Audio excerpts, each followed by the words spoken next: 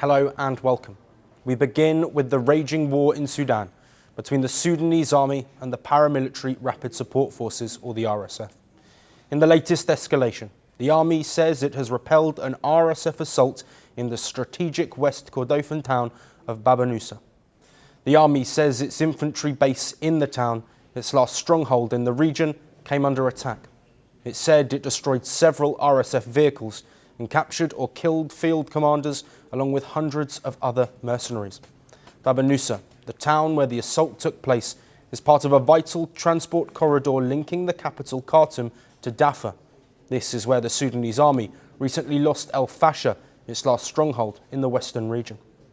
The RSF led violence in the city after its takeover raised alarm bells across the globe, prompting widespread condemnation and calls for a ceasefire amid a crippling humanitarian crisis.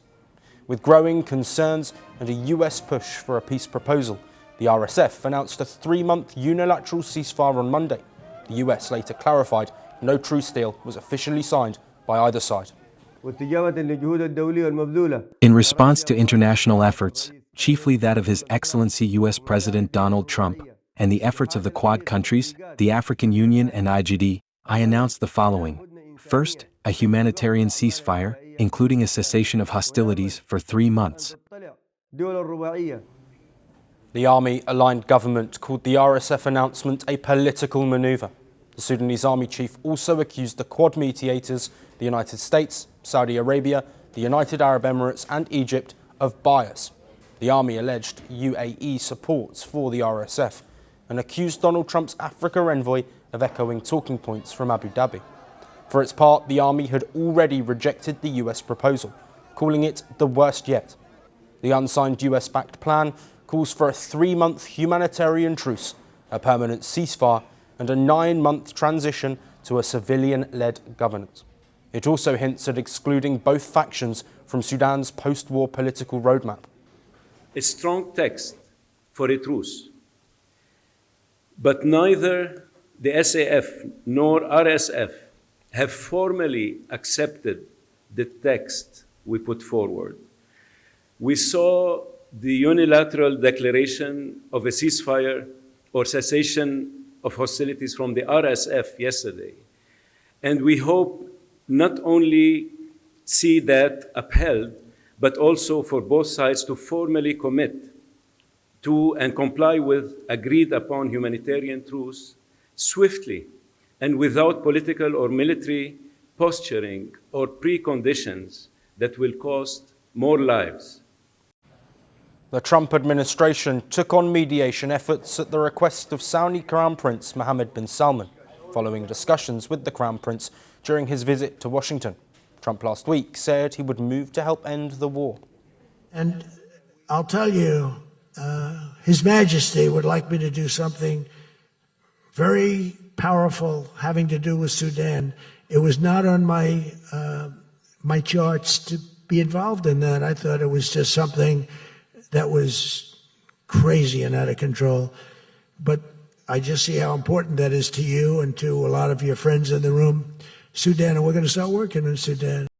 Despite the diplomatic push, the war in Sudan is far from over. After months of violence in El-Fasher, the United Nations is now warning of similar patterns of violence in Kordofan. This comes as the war between the Sudanese Army and the RSF, which has been raging since April 2023, continues unabated. The brutal conflict has killed tens of thousands of people and displaced nearly 12 million. And for more on this, we have with us Moses Crispus-Sokelo, who is a senior researcher at the Horn of Africa Security Programme in the Institute for Security Studies from Nairobi. Thank you very much for joining us. Thank you, Joshua. Moses, let's start with the RSF announcement that came, of course, in recent days. They announced a 3-month truce, but have reportedly continued their attacks. Do you think this was an announcement of a facade or a political maneuver, as mentioned, or is there something else at play? Joshua, as you yourself said, I mean, the RSF has announced truces before, so this new one is not anything new. In fact, if anything, this new truce is the continuation of war by other means. My estimation is that the RSF having routed the SAF from El-Fasher now needs a little bit of room, to recuperate and replenish their forces, and therefore they are taking advantage of this olive branch extended by the Quad to seemingly express their interest in a truce. I mean, alongside that, obviously, is the violation that they committed while taking over El-Fasher. There is need for them at the moment to demonstrate that they are somehow amenable to peaceful ways of resolving this, if only, to clean the image from the mess that they have created. Yes, and Moses, taking the other stance, of course, the Sudanese army appear no closer to agreeing to a peace proposal. Several proposals that they've said no to. The most recent was the worst one yet. Do you think that the UAE's removal from this Quad mediation group could unlock an agreement?